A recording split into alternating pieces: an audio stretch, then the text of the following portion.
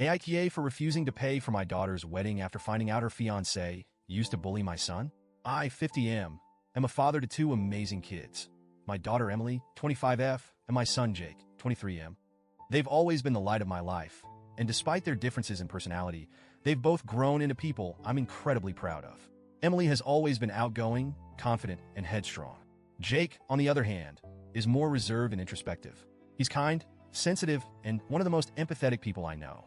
Jake came out as gay when he was in high school. I'll never forget that evening.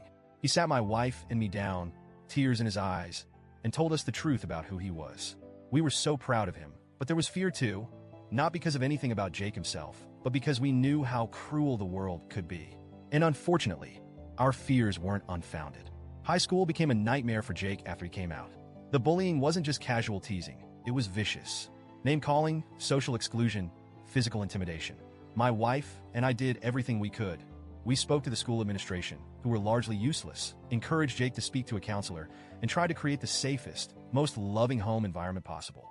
But despite our efforts, there were nights I found Jake crying in his room. There were days he begged me not to make him go back to school. He became withdrawn and anxious, and the spark he'd once had dimmed. Those years were some of the hardest for our family. Eventually, Jake graduated, got into a good college, and started to heal. Today, he's doing so much better. He's in a loving relationship, has a great group of friends, and seems genuinely happy. But those scars? They're still there. They don't just disappear. Emily has been dating her fiancé, Mark, 27M, for about 2 years now. Honestly, I hadn't met him until last month because they live out of state and schedules just never aligned. But Emily was always gushing about him. How kind he is, how well he treats her, and how excited she was to spend her life with him. When Emily and Mark finally came to visit us for dinner, I was ready to welcome him with open arms. But the moment Mark walked through the door, I froze. His face was instantly recognizable to me. He was one of them, one of the boys who made my son's life a living hell. At first, I tried to keep my composure. People change, right? Maybe I was wrong. Maybe this was just some bizarre coincidence. I stayed polite throughout the dinner, but the pit in my stomach wouldn't go away. Later that night, when Emily and Mark had gone to their hotel, I sat down with Jake and asked him directly. "Jake," I said, "Mark, was he one of the guys from high schools?" Jake went quiet. He looked down at his hands, sighed deeply, and then nodded. "Yeah, Dad. He was." He told me that Mark wasn't the worst of the bullies, but he was still an active participant. He laughed at the cruel jokes. He spread the rumors. He stood by and let worse things happen without intervening. Jake then said something that broke my heart. "But Dad, it's okay. I've moved on. I'm happy now, and I don't want this to cause any drama. Please don't say anything to Emily." I nodded, but inside, I was reeling. Over the next week, I wrestled with my feelings. Emily called to talk about wedding plans, venues, caterers, dresses, and every conversation felt like sandpaper on my soul. How could I, in good conscience, financially support a wedding that would make Mark an official part of our family? Finally, I couldn't keep it in anymore. I sat Emily down over a phone call and told her the truth. I said I recognized Mark from Jake's high school days and that I knew about his involvement in the bullying. I told her that while I love her and want her to be happy, I can't bring myself to contribute financially to a wedding that includes someone who caused our family so much pain. Emily was stunned silent at first. Then the anger came. "Dad, that was years ago. People grow up. People change. He's not that person anymore." I told her I understood that people change, but I also told her that actions have consequences. And for me, this wasn't something I could just overlook. She accused me of punishing her for something she had no part in.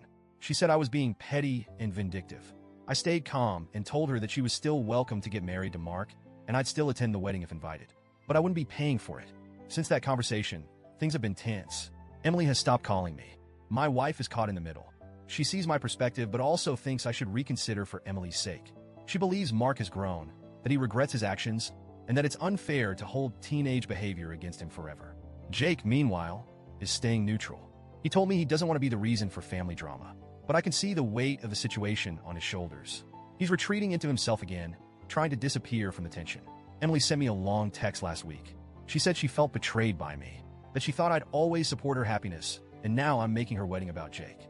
She said Mark has expressed deep regret for his actions in high school, and that he's worked hard to become a better man. I didn't reply because, honestly, I don't know what to say. I love Emily. I really do. And I believe her when she says Mark has changed. But there's a part of me that can't get past the image of Jake crying in his room, begging not to go back to school. There's a part of me that feels like funding this wedding would be turning my back on my son and the pain he endured. At the same time, I'm terrified that I'm pushing Emily away. I'm scared that this will leave a permanent scar on our relationship and that I'll regret my decision for the rest of my life. I feel like I'm being asked to choose between my two children, and no matter what I do, someone is going to end up hurt. I've been avoiding Emily's calls lately because I just don't have an answer for her. My wife is urging me to reconsider, but she's also said she'll support whatever decision I make. Jake keeps saying he's fine, but I know he isn't. I keep coming back to the same question. Am I doing the right thing? Or am I just letting old wounds fester and refusing to let go of the past? Reddit, AITA?